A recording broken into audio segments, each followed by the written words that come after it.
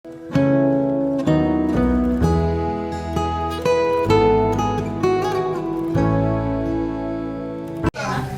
dipukul, dicambuk dan disalibkan Yudas Iskariot menyesal. Dikatakan di Alkitab Yudas Iskariot menyesal. Ketika Yudas menyesal, tetapi hatinya sudah tidak bisa berbalik. Berbeda dengan Petrus, sekalipun Petrus sempat menghujat Tuhan Yesus 3 kali, tapi ketika Petrus menyesal, masa anugerah Tuhan masih ada dalam hidup Petrus. Petrus masih bisa dipulihkan. Tuhan menjumpai Petrus di tepi danau Galilea dan dipulihkan kehidupan Petrus.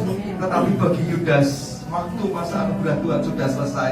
Sekalipun Yudas menangis, menyesal, Tuhan tidak menjamah hatinya, sehingga Yudas dirasuki iblis dan melakukan bunuh diri. Yudas membuang semua uang hasil kejahatannya dan dia mati bunuh diri. Bapak Ibu Saudara, di akhir zaman ini, di babak akhir, penghujung akhir zaman ini, setan bekerja dengan luar biasa. Dia saat ini mengetahui hati musuh-musuh ikut Tuhan atau enggak. Setan tahu, Bapak Saudara, ada pribadi selain Roh Kudus dan dirimu sendiri.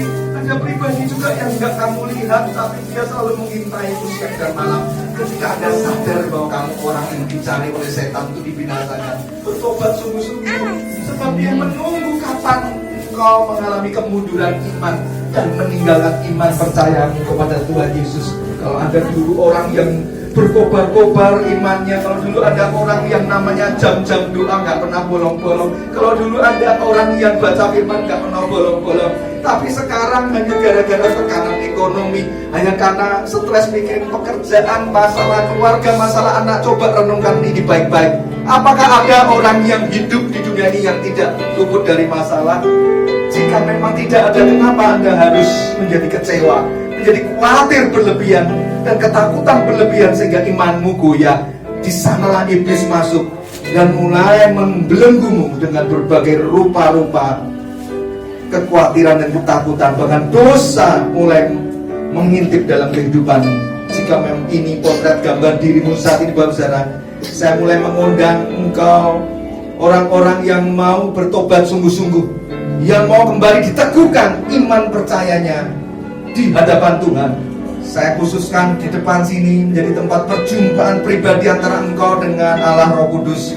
Segera maju ke depan, gak usah malu. Segera maju ke depan. Bukannya Tuhan bisa jamah Anda di belakang sana, Tuhan bisa. Tapi Tuhan mengendaki ada respon iman.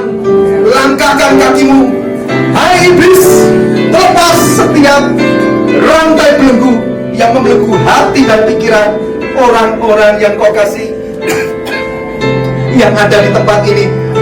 Jika engkau menyadari, Pak, itu korbannya buat saya, Pak, saya yang mendua hati. Saya kadang masih suka ikut arus dunia ini, Pak. Saya diajak kemanapun saya ikut, Pak. Yesus iya, yang lain juga iya. Saya mendukakan hati Tuhan. Saya itu bangsa Israel, itu gambarannya adalah saya, Pak. Saya yang orang gak pernah sungguh-sungguh ikut Tuhan. Saya gak pernah teguh hati dalam mengikut Tuhan.